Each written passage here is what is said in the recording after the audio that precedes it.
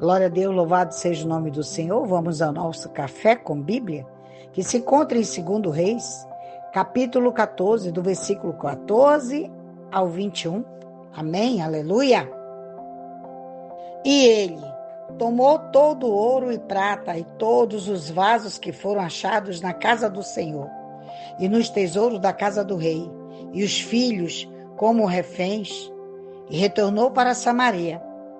Devido ao orgulho de Amazias, Judá perdeu a guerra, o amparo das muralhas de Jerusalém, toda a prata e ouro, todos os vasos do templo e todos os tesouros da casa do rei, e foi completamente humilhado diante de seus inimigos. Levaria anos para recuperar o que se perdeu em umas poucas horas, como resultado do orgulho e do egoísmo. Aleluia, Jesus. Outros atos de Jeoás e o que executou as suas façanhas e como lutou contra Amazias, rei de Judá. Não está tudo, porventura, escrito no livro das crônicas dos reis de Israel?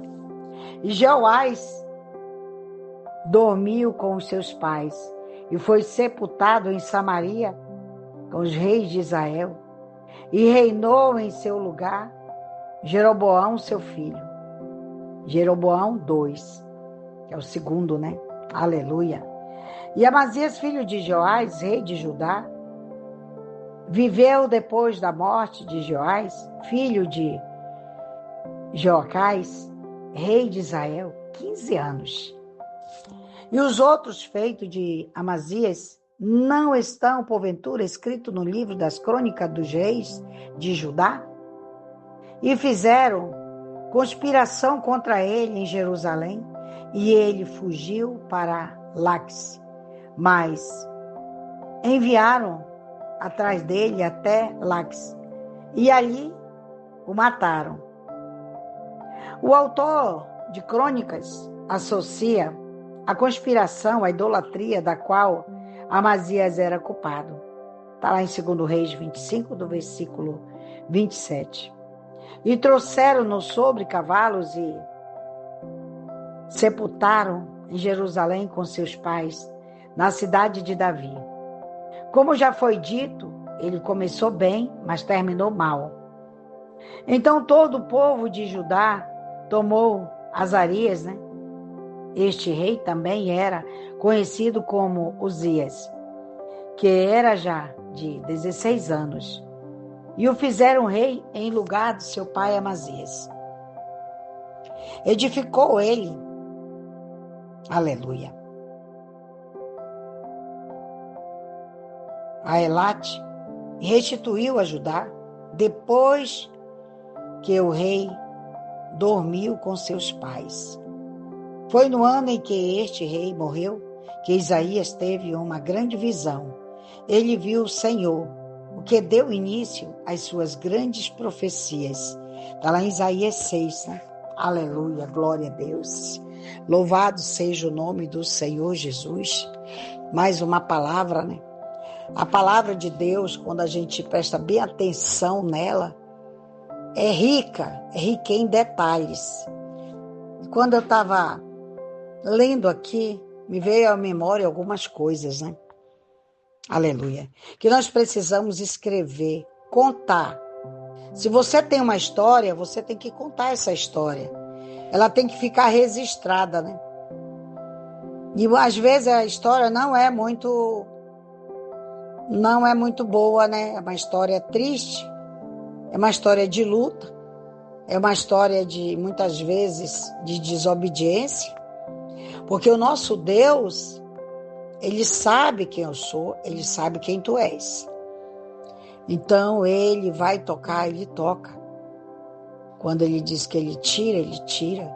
Quando Ele diz que Ele mata, Ele mata. Esse é o nosso Deus.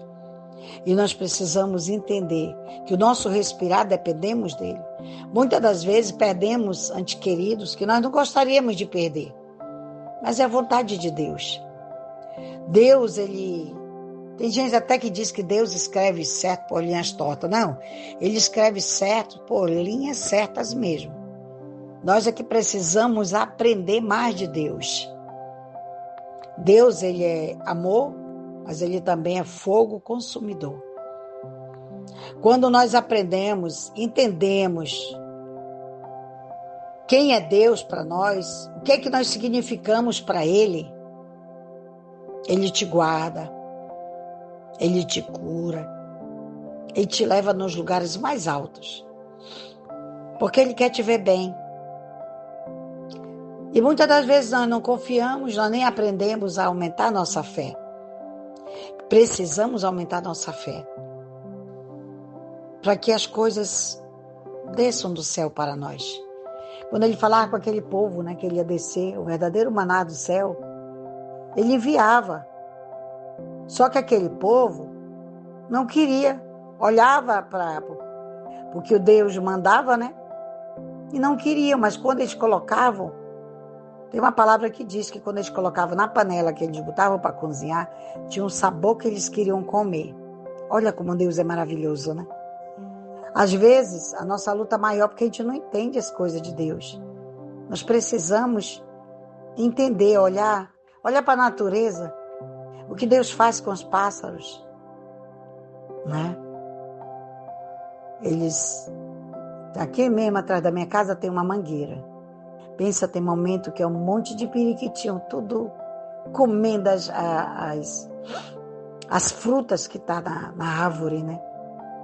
Na mangueira. Eles vêm certinho. Por que nós atribulamos? Por que nós nos preocupamos com tanta coisa? Se o dono de tudo é Ele, né? Se Ele é meu provedor, Ele é o teu provedor também. Confia. Amém? Que Deus abençoe. Até a próxima. Em nome de Jesus.